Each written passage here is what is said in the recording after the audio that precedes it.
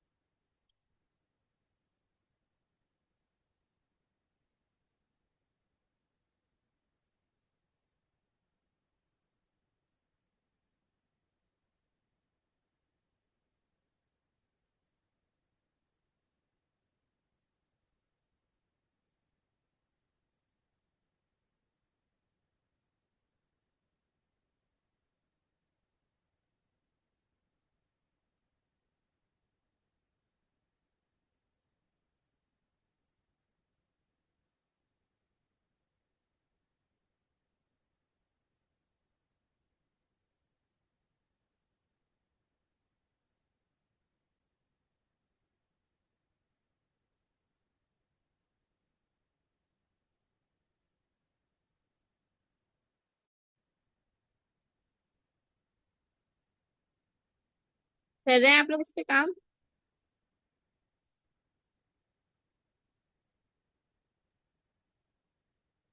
ठीक है, ज्वाइन करके दो दो चले जाते हैं, जवाब तो दिया गया है।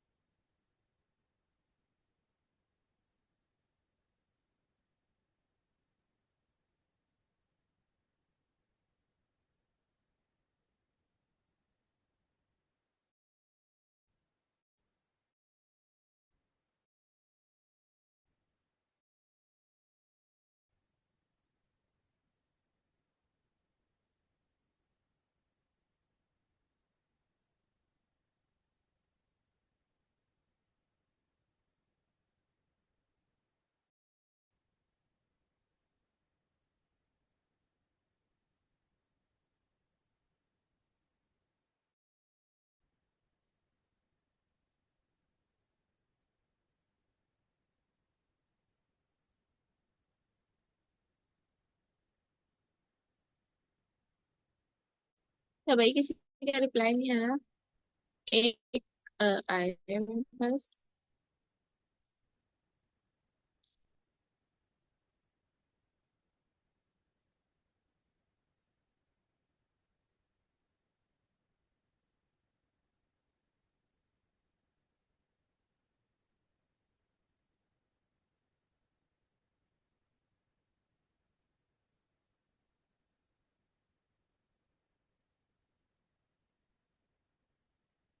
तो जो डायग्राम ऊपर बनी जो definition यहाँ पर है, the diagram above shows a car purchasing model that involves the relationship between the factory, car and customer। यानी आप ये तीन टेबल्स बनाएंगे। Here we can clearly that factory produces car, यानी कार और फैक्ट्री के दरमियान में जो आप एक डायमंड बॉक्स बनाएंगे उसके अंदर क्या लिखेंगे, produces. And a customer purchases the car, और कस्टमर और कार के दरमियान का एक रिलेशनशिप बनेगा, और उसके अंदर जो हमारे पास कस्टमर और कार के दरमियान जो रिलेशनशिप बनेगा उसके अंदर आप क्या लिखेंगे, परचेजेस। अच्छा, तो एक कंपनी जो है वो कई कार प्रोड्यूस कर सकती है, तो वन इंटू मैनी का रिलेशनशिप हो जाएगा फैक्ट्री और कार के दरमियान में। और एक कस्टमर जो है वो एक कार भी बाय कर सकता है और एक से ज्यादा कार भी बाय कर सकता है। It's up to him. तो मैनी टू मैनी का रिलेशनशिप कस्टमर और कार के दरमियान में बनेगा। ये आप उसको डिजाइन कर लेंगे, ठीक है। और उसके सारे ये एट्रीब्यूट्स लिख देंगे। ये हमारे पास एक अभी तक ईआर डायग्राम ही है। अभी हम इसके अंदर एंटिटी इनहेंस या डबल ईआर पे नहीं गए। ईआर डायग्राम जो है ना आपका डेटाबेस का टॉपिक है। असल जो हमारा टॉपिक है वो क्या है, एंटिटी इनहेंस, यानी उसको मजीद इनहेंस कैसे करेंगे। फिलहाल आप इसकी ईआर डायग्राम बना के रखें, वो आपका नेक्स्ट स्टेप होगा। जब मैं आपको डबल ईआर पढ़ा दूंगी तो आप उसके अंदर कुछ एडिशन करेंगे तो वो डबल ईआर की डायग्राम बन जाएगी। अब एक और मेरे पास एग्जांपल यहाँ पे मौजूद है। एक और मॉडल दिया गया है, पब्लिशर है हमारे पास और ये बुक पब्लिश करता है, और ये हमारे पास ऑथर्स है। और ये आपके बॉक्सेस में क्या आएगा वो लिख दिया गया है, पब्लिश और रिटर्न बाय। जल्दी से इसकी एक और एआर डायग्राम डिजाइन करें। इस देखें, इस वाले मॉडल डायग्राम के अंदर आपको एट्रीब्यूट्स नहीं बताए गए, आपको टेबल के नाम तो बताए गए लेकिन आपको एट्रीब्यूट्स नहीं बताए। तो आप एक ईआर डायग्राम डिजाइन करें, इसके अंदर इसके जो जो पॉसिबल एट्रीब्यूट्स हमें ऐड करने की जरूरत है, जिसको फॉरेन की या प्राइमरी की बनाने की जरूरत है, उन सबको हाईलाइट कर दें। एक दफा ये बताएगा कि फैक्ट्री का रिलेशनशिप किसके साथ होगा। फैक्ट्री का कार के साथ, फैक्ट्री प्रोड्यूसेस कार। सही है। और दूसरा। दूसरा कार और कस्टमर, कस्टमर्स कार परचेज करते हैं, तो सही। कार और कस्टमर के दरमियान में एक रिलेशनशिप बनेगा। वो डायग्राम कंप्लीट करके जिन लोगों ने अभी ज्वाइन किया उनको मैं बता दूं कि ये आपके पास एक मॉडल डायग्राम बनी हुई है। इसको देखते हुए ईआर डायग्राम डिजाइन करनी है। इसको देखते हुए हम ईआर डायग्राम कैसे डिजाइन करते हैं कि जो ये मेन हेडिंग्स हैं या जो मेन एंटिटीज हैं ये हमारे टेबल के नाम बन जाएंगे। और ईआर डायग्राम के अंदर हम टेबल का नाम रेक्टेंगल बॉक्स के अंदर लिखते थे, और उसके जो भी एट्रीब्यूट्स होते हैं, यानी किसी बुक अगर टेबल है तो इसके अंदर क्या क्या इन्फॉर्मेशन हो सकती है। बुक का आईएसबीएन आईबीएन नंबर होता है, जब लाइब्रेरी में बुक्स रखी हुई होती हैं। बुक का टाइटल है, बुक का ऑथर है, तो ये सब इसके एट्रीब्यूट्स बन जाएंगे। वो हम ओवल शेप से करते हैं। आप बनाएंगे, उसके बाद में इसका आंसर आपको शो कर दूंगी।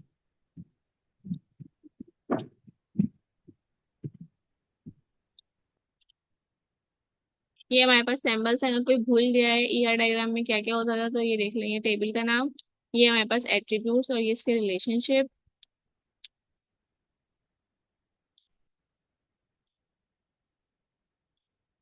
सिंपल कोई एट्रीब्यूट होता है, ये अगर कोई एट्रीब्यूट मल्टी वैल्यू एट्रीब्यूट है, जैसे कि ऑथर जो है एक से ज्यादा हो सकते हैं बुक के, तो ऑथर नेम के साथ ये डबल वाला ये यूज होगा। कोई कंपोजिट एट्रीब्यूट है, यानी वो एड्रेस वगैरह अगर है तो उसके अंदर सिटी भी आएगा। एड्रेस अगर आप बना रहे हैं एट्रीब्यूट, फैक्ट्री का एड्रेस अगर है तो सिटी आ गया, कंट्री आ गया, कंट्री नेम। डिराइव एट्रीब्यूट की इसमें जरूरत नहीं पड़ेगी। जो मैथमेटिक्स होते हैं उसके अंदर ड्राइव एट्रीब्यूट की जरूरत पड़ती है, कैलकुलेशन वगैरह की गई हो, जैसे कि रेडियस, डायमीटर में से रेडियस निकल जाता है तो वो ड्राइव एट्रीब्यूट कहलाता है। ठीक है, मैं दोबारा आपके सामने डायग्राम ओपन कर रही हूँ।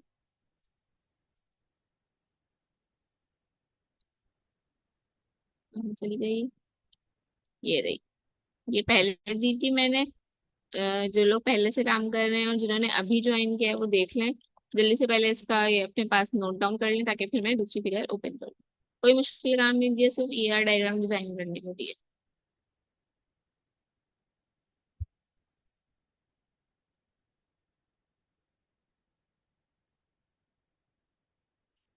ठीक है, नेक्स्ट पिक्चर दिखाऊं।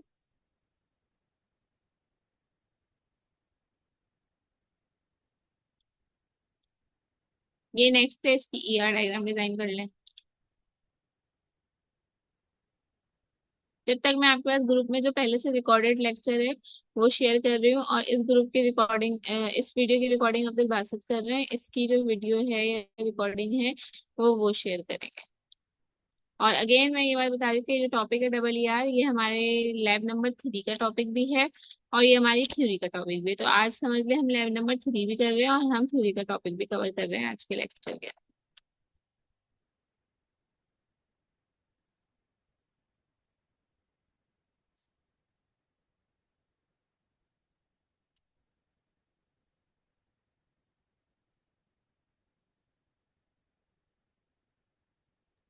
एक दफा ऊपर करेगा, कार वाली डायग्राम दिखा दो। अच्छा, Correct. 1 मिनट।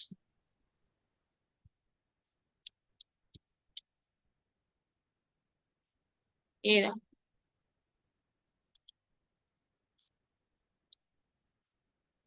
थोड़ा सा और करेगा ऊपर। वेट।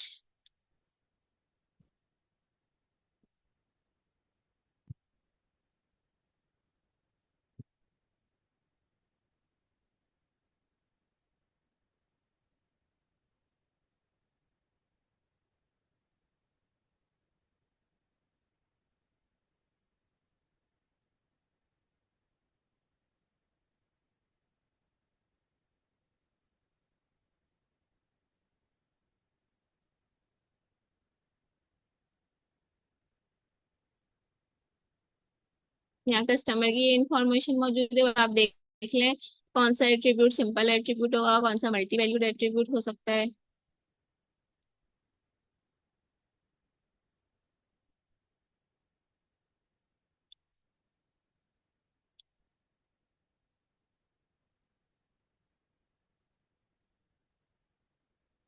चले, अब मैं ये जो एआर मॉडल हमने बैंक बुक इंफॉर्मेशन सिस्टम का बनाने को दिया था, ये आपको एक्सप्लेन कर रही हूँ, ताकि हम उसके बाद डबल एआर मॉडल की तरफ जा सकें।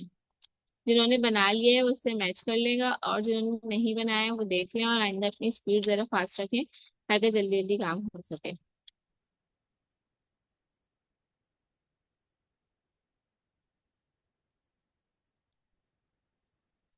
ये समझ लें, हमारे पास एक लाइब्रेरी का डेटाबेस है, या एक लाइब्रेरियन ने अपनी इंफॉर्मेशन के लिए बुक्स का रिकॉर्ड स्टोर करने के लिए डेटाबेस बनाया है।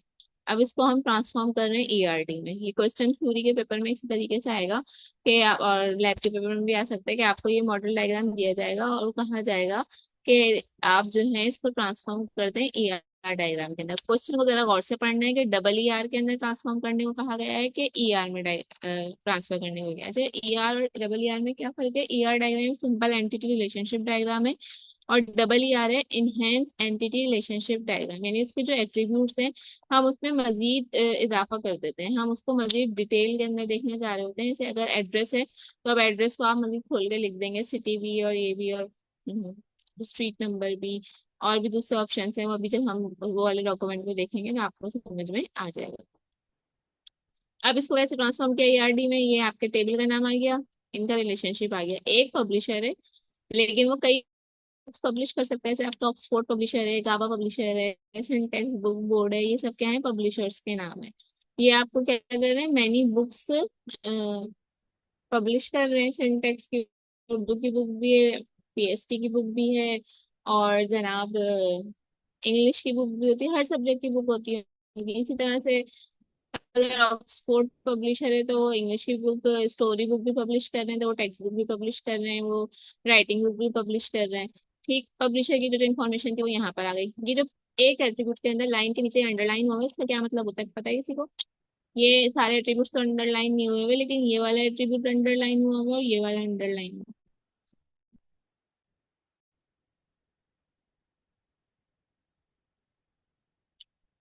क्या डिफाइन कर रहा है ये?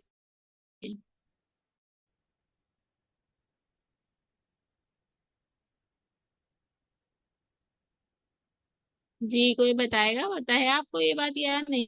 नहीं बता। नहीं भी पता तो भी बता दें, ताकि मैं जल्दी से बता के आगे बढ़ूं।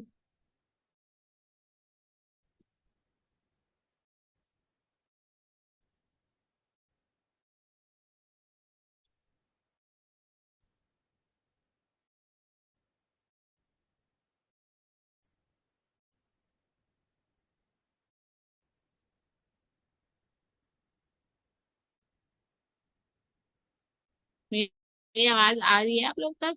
आवाज आ रही है, नहीं आ रही है?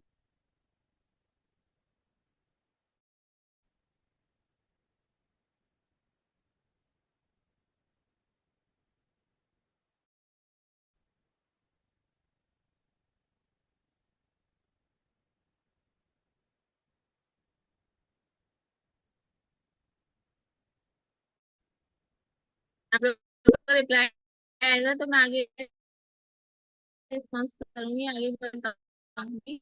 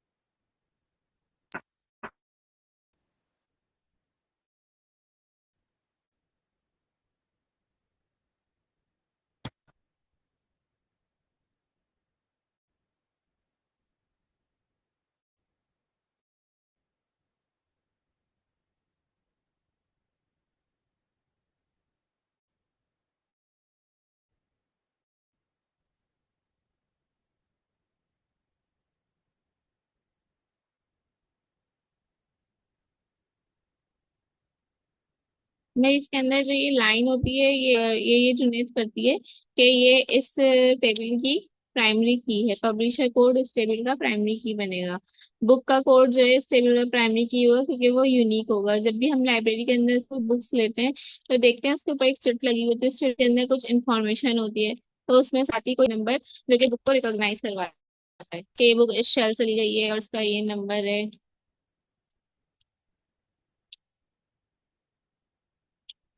ये इन्होंने दो एंटिटीज का रिलेशनशिप बना दिया। आपने भी आई होप इसको डिजाइन कर लिया होगा। तीसरा फिर हमारे पास क्या था,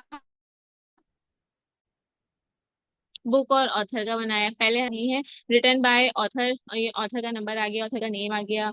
ये दोनों जो एट्रीब्यूट्स हैं आप ये वहाँ ऑथर के साथ भी बना सकते हैं। ठीक है, ऑथर नंबर और बुक कोड ये ऑथर के साथ ही बन जाए तो ज्यादा बेहतर है, आपको समझने में आसानी रहेगी। मैनी टू मैनी का है। एक ऑथर कई बुक्स लिख सकता है। ठीक है, कोई जरूरी तो नहीं कि एक ऑथर ने एक ही बुक लिखी टू मैनी का रिलेशनशिप बनाया। तो ये हमारे पास हमने मॉडल डायग्राम को कन्वर्ट कर दिया, यहाँ पूरी डायग्राम एक साथ बना के दिखा दी है। ठीक है, ये दोनों डायग्राम आपकी कॉपी पे बनी हुई होनी चाहिए। अब हम चाहते हैं कि आगे पढ़ना चाहते हैं कि डबल ई आर डायग्राम या सॉरी, हाँ डबल ई आर डायग्राम क्या होती है, तो हम वो देख लेते हैं। लैब नंबर 3 के मैनुअल की तरफ आ जाते हैं। ये देख लें आपके पास स्क्रीन पे शेयर हो रहा है। To understand the concept of double E R model और draw E R model on Edraw Max software. ठीक है, उसके अलावा कोई और सा सॉफ्टवेयर भी यूज कर सकते हैं, लेकिन मैंने ई ड्रॉ मैक्स देखा था तो मैंने आपको वो बता दिया। ठीक है, इसके अंदर हमारे पास एडिशनल कॉन्सेप्ट्स क्या हैं। जनरलाइजेशन कॉन्सेप्ट है, यूनियन टाइप से एट्रीब्यूट्स और रिलेशनशिप इनहेरिटेंस।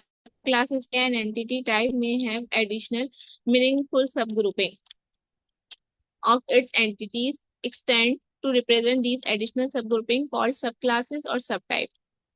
जैसे कि देख लें कि आपके पास कोई भी आपने कोई ईआर डायग्राम बनाई थी जिसके अंदर एक एम्प्लॉय का वो मौजूद है, एम्प्लॉय की एक एंटिटी मौजूद है। अब एम्प्लॉय बहुत सारे टाइप्स के हो सकते हैं।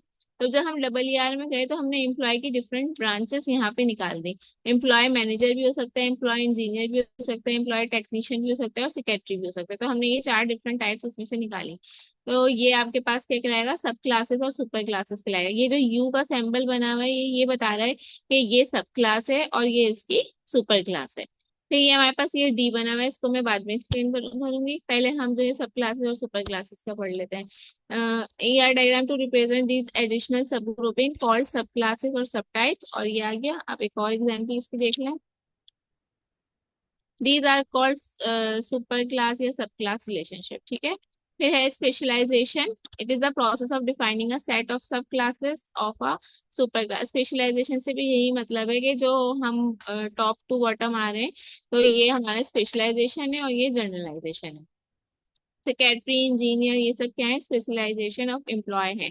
ये स्पेशलाइजेशन हो गई है। यहाँ जैसे कि डॉक्टर होता है, अब ये डेंटिस्ट है या ये आई स्पेशलिस्ट है या फिर जो है ये हार्ट के डॉक्टर हैं, तो वो सब इनकी स्पेशलाइजेशन कहलाती है। और ये जो एम्प्लॉय है ये आपके पास ये एक जनरल एट्रीब्यूट था और ये आपके पास बन गए special attributes. may have several specialization of the same superclass। attributes of a subclass are called specific और local। उसके जो attributes होंगे वो specific भी होंगे, हो सकते हैं और local भी हो सकते हैं। वो किस तरह से, कि जैसे कि अ, अ, ये वाले जो एट्रीब्यूट्स हैं ये लोकल है, यानी एम्प्लॉय के जो बर्थ डेट है, last name, father name, name, ये तो हर एम्प्लॉय का वही होगा ना, इसको कोई स्पेसिफिक अलग नहीं कर सकते। लेकिन इंजीनियर की टाइप, इंजीनियर की डिग्री, इंजीनियर की जीपीए, ये सेक्रेटरी की टाइपिंग स्पीड, ये स्पेशल जो आपके पास अलग अलग एट्रीब्यूट्स बने ये इनके लिए अलग अलग डिफाइन किए जाएंगे। तो ये इनके कौन से एट्रीब्यूट्स कहलाते हैं, स्पेशलाइज एट्रीब्यूट्स कहलाते हैं।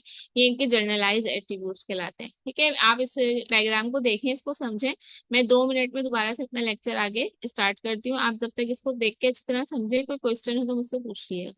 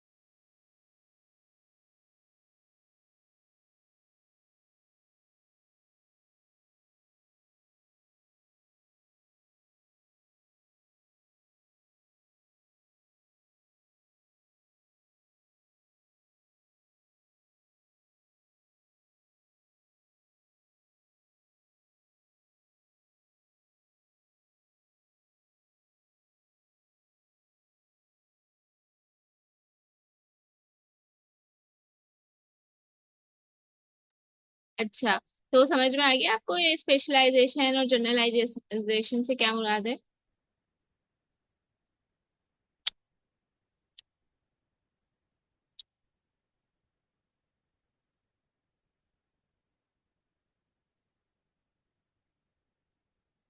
एम्प्लॉय के अलावा और क्या एग्जाम्पल ले सकते हैं, इसके अलावा कोई एग्जाम्पल दें मुझे। ये तो मैंने एम्प्लॉय का बता दिया कि ये है जर्नल, कि हमने एक जनरली कोई वो बनाया था, जैसे फॉर एग्जाम्पल यूनिवर्सिटी का डेटाबेस बनाया था, उसके अंदर एक एम्प्लॉय का टेबल भी बना दिया था जब हमने इतना नहीं सोचा था। उसके बाद जब हम फर्दर उसको एक्सप्लेन करना चाह रहे थे तो हमने बोला एम्प्लॉय तो बहुत सारे टाइप्स के हो सकते हैं। यूनिवर्सिटी के अंदर जो है स्टाफ भी होता है, यूनिवर्सिटी के अंदर फैकल्टी भी होती है, यूनिवर्सिटी के अंदर ड्राइवर्स भी होते हैं। तो उन सबकी फिर अलग अलग कैटेगरी डिफाइन की। इससे फायदा क्या हुआ कि भाई अब इंक्रीमेंट लगने आया सैलरी में, तो ये कहा गया है कि 2% जो है सेक्रेटरी की सैलरी में लगेगा, और 5% इंजीनियर की सैलरी में, 10% मैनेजर की सैलरी में। तो उसको अप्लाई करना आसान होगा क्योंकि हमने इनको कैटेगराइज किया हुआ है। हम जस्ट फॉर्मूला अप्लाई करेंगे सेक्रेटरी के अंदर इतने परसेंट का इजाफा कर दो, हमें फाइंड आउट नहीं करना पड़ेगा अलग अलग। तो इसलिए हमने जो स्पेशलाइजेशन थी उनको अलग कर दिया। फिर एट्रीब्यूट्स, अगर एम्प्लॉय के तमाम एम्प्लॉय के ये वाले एट्रीब्यूट्स तो सेम ही होंगे, मतलब तमाम एम्प्लॉय का ये डाटा सबका जो है चाहिए होगा, तो इसको हमने एम्प्लॉय के साथ ही रखा। फिर हमने इनको अलग अलग, क्या इंजीनियर की टाइप, भाई कौन सा इंजीनियर है, तो इसको हमने इसके साथ ही ऐड किया।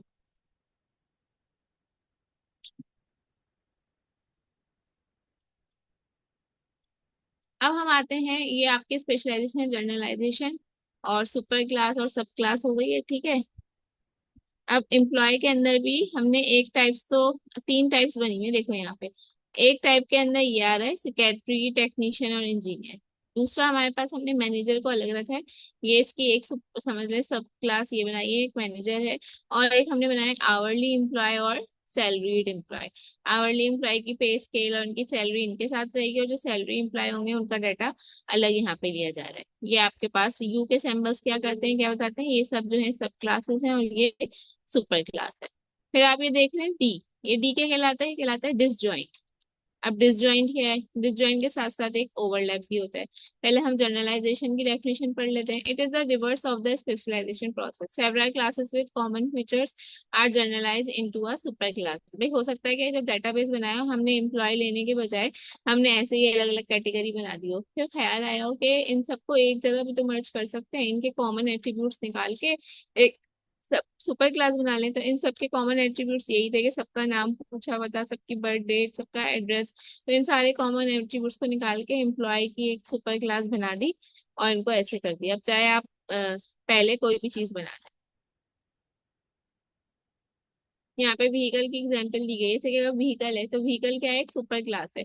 और हमने पहले अलग अलग एट्रीब्यूट्स बना दिए थे, कार, ट्रक, सुजुकी, बाइक।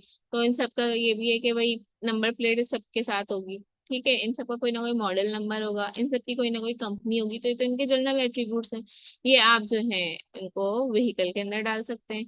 लेकिन इनके जो अलग अलग एट्रीब्यूट्स होंगे, जो कि कार के हो सकते हैं, ट्रक के नहीं हो सकते, तो वो फिर आप इनके साथ अलग अलग देंगे।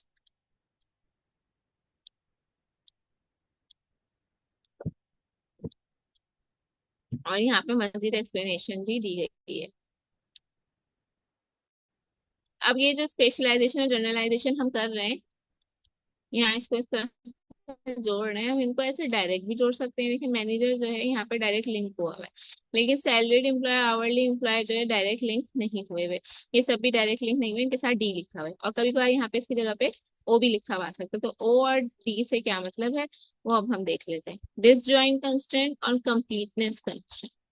Disjoint का मतलब क्या होता है, specifies that the subclasses of the specialization must be disjoint. An entity can be a member of at most one of the subclasses. यानी जो भी एंटिटी आपने अलग अलग बनाई है वो सब एक दूसरे की ड्यूटी नहीं दे सकते, ये समझ लें आप। जो स्टाफ हुआ है वो क्या जो है फैकल्टी मेंबर नहीं हो सकता, वो टीचिंग नहीं कर सकता उनकी जगह पे, ठीक है। इसका मतलब ये है। अब यहाँ पे मैनेजर अलग क्यों बनाया गया था, अब आपको ये बात समझ में आएगी। इंजीनियर, टेक्नीशियन या सेक्रेटरी इन तीनों में से ही कोई ना कोई मैनेजर होगा ना।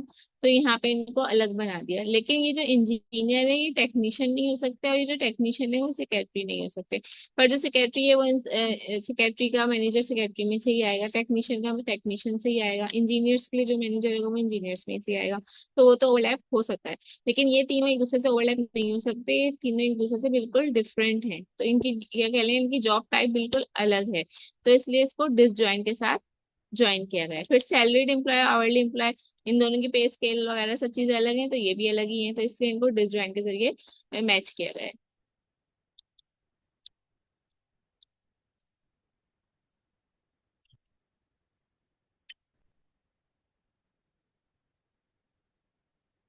ये रहा it, if not disjoint specialisation over, अगर डिसजॉइंट नहीं लगा तो इसका मतलब ओवरलैपिंग है।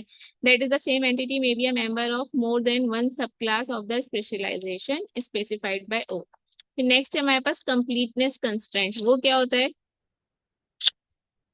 that every entity in the superclass must be a member of some subclass in the shown AR diagram by a double line। Sorry, completeness constraint आगे diagram में double line के थ्रू शो हुआ हुआ है, देख लीजिए। और जो सिंगल लाइन के थ्रू शो होता है वो पार्शियल होता है। ये यहाँ पे देख लें, ओवरलैप हो रहा है। क्या है? परचेज पार्ट और मैन्युफैक्चर पार्ट। जो परचेज पार्ट है वो मैन्युफैक्चर्ड भी हो सकते हैं, ठीक है, यानी कि हमने मैन्युफैक्चर किया हो इनको, तो इसलिए इनको ओवरलैपिंग के जरिए जोड़ा गया है। और इनके अलग अलग जो एट्रीब्यूट्स थे वो यहाँ पे लिख दिए। इसकी फर्दर एक्सप्लेनेशन यहाँ पे देख लेते हैं अगर है तो। पहले यही डिसजॉइंट वाला देख लें। ये जो एम्प्लॉय है सेक्रेटरी भी है, टेक्नीशियन भी है और इंजीनियर भी है। और ये सब जो है ये सुपर क्लास है, ये सब क्या है इसकी यहाँ पे सब क्लासेस हैं।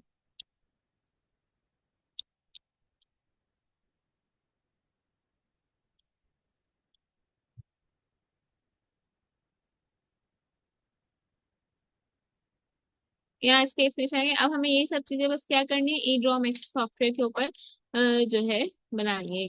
इसकी सिस्टम रिक्वायरमेंट्स आ गई कि ये चीजें, या इतनी मेमोरी आपके पास होगी तो ये सॉफ्टवेयर आपके पास काम करेगा। आप ई ड्रॉ मैक्स सॉफ्टवेयर जो है कहाँ से इंस्टॉल या डाउनलोड कर सकते हैं, उसका लिंक आ गया। ठीक है, इस पे काम कैसे करना है चाहिए ना, वहाँ पे भी अवेलेबल है, ऑनलाइन भी अवेलेबल है। अगर आप इसको नहीं करना चाहते अपने पास इंस्टॉल तो आप इसको ऑनलाइन भी देख सकते हैं।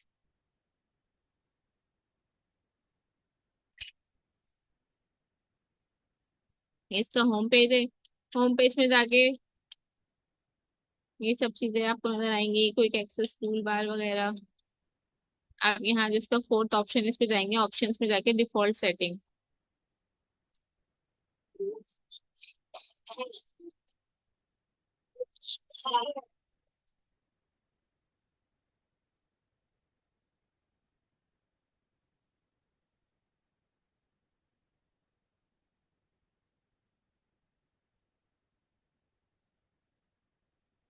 ठीक है, वो जो ए आर डायग्राम आपने बनाई थी, अब आप यहाँ से सारे सैम्पल्स लेके इसको डिजाइन कर सकते हैं। तो आप में से कितने लोग ऐसे हैं जिनके पास ए आर डायग्राम जो है, सॉरी, आपने सॉफ्टवेयर इंस्टॉल कर लिया है? टास्क इसका ये है, convert following ER diagram into double ER diagram. यहाँ पे आपको एक ईआर डायग्राम मैंने बना दी है। ठीक है, इसको डबल ईआर डायग्राम में कन्वर्ट करना है। कैसे कन्वर्ट करेंगे कि स्टूडेंट्स, स्टूडेंट की कोई पहले इसके एट्रीब्यूट्स या इसके कोई जर्नलाइजेशन स्पेशलाइजेशन हो सकती है। स्टूडेंट दो तीन टाइप के हो सकते हैं ना, ग्रेजुएट स्टूडेंट भी हो सकते हैं, अंडर ग्रेजुएट स्टूडेंट भी हो सकते हैं, यानी कि जो पास आउट हो चुके हैं उनका डाटा भी यूनिवर्सिटी के पास होता है, पास आउट नहीं हुए उनका भी नहीं, उनका भी होगा।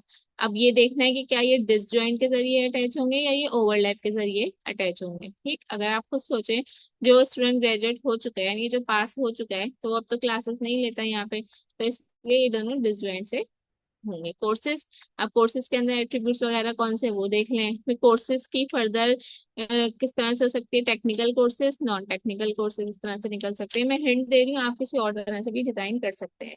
फिर है आपके पास ये टीच के जरिए, ये तो इसकी रिलेशनशिप है, ये फैकल्टी। अब फैकल्टी कौन कौन सी है, फैकल्टी को आप किस तरह से डिवीजन कर सकते हैं वो आप देख लें। ये आपका क्वेश्चन नंबर 1 है। फिलहाल आपने सॉफ्टवेयर पे प्रैक्टिस के लिए पहले आप उसको ऐसे ही डिजाइन करें। उसके बाद पहले पेपर वर्क कीजिएगा, जो जो जहन में आ रहा है कि इसमें ये एट्रीब्यूट मैं ऐड कर सकता हूँ, ये जर्नलाइजेशन कर सकता हूँ, ओवरलैप कर सकता हूँ, उसको बना लें। उसके बाद सॉफ्टवेयर पे बनाइएगा। दूसरा हमारे पास क्या है, consider a library management system having following entities. एक लाइब्रेरी मैनेजमेंट सिस्टम बनाना है, इसके अंदर यही एंटिटीज होंगी: बुक, स्टूडेंट और पब्लिशर। वही जो डॉक्यूमेंट हमने पढ़ा है उसी से रिलेटेड है। You can add any other entity also. अगर आपको लगता है कोई और एंटिटी ऐड करनी है तो आप वो भी ऐड कर दें। फिर आप जो है डबल ई आर डायग्राम बनाएंगे, इसके अंदर सब चीजें ऐड करें। बुक, कितने, कौन सी बुक की बात हो रही है, टेक्निकल बुक है, नॉन टेक्निकल बुक है, टेक्स्ट बुक है, या जो भी है, इतने सारी है। इसके साथ आप एट्रीब्यूट्स ऐड कर सकते हैं। स्टूडेंट, कौन से स्टूडेंट हैं, इंजीनियरिंग स्टूडेंट है, नॉन इंजीनियरिंग स्टूडेंट्स हैं, सेमेस्टर वाइज उनका सेमेस्टर का डाटा ले सकते हैं, ठीक है। पब्लिशर्स की इंफॉर्मेशन। और इस तरह से करके जब आप वो ड्रॉ, सॉरी, डबल ईआर बना लें तो आप उसको सॉफ्टवेयर के ऊपर बना दें।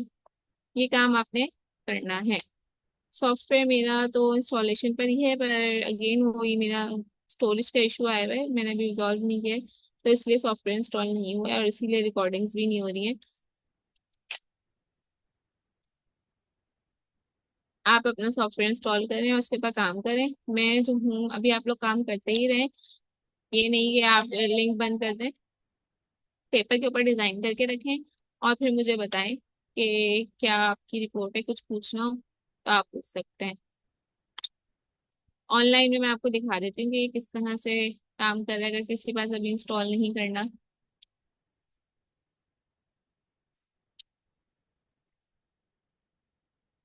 1 मिनट।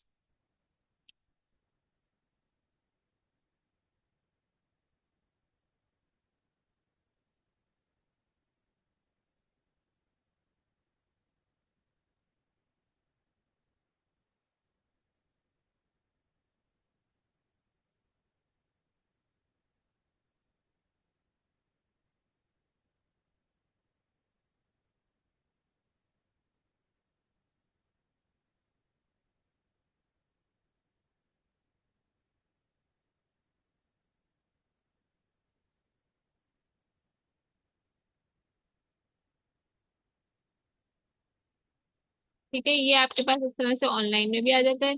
आप इसको आराम से तसल्ली से खोल के देख लीजिएगा कि आपको ऑनलाइन पे काम करना है या आपको जो है इंस्टॉलेशन पे काम करना है। यहाँ पे आप डिफरेंट काम कर सकते हैं, ग्राफ्स एंड चार्ट्स बना सकते हैं,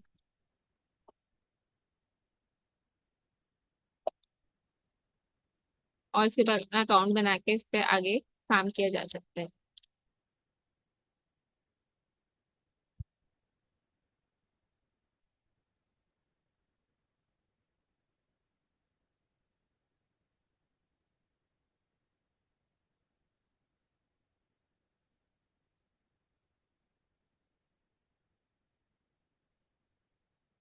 किसी को आगे कुछ पूछना है? डबल ईआर में कोई चीज समझ ना आई हो, या कोई चीज जो समझ में आ गई हो, आपको लगा है, आप शेयर कर सकते हैं।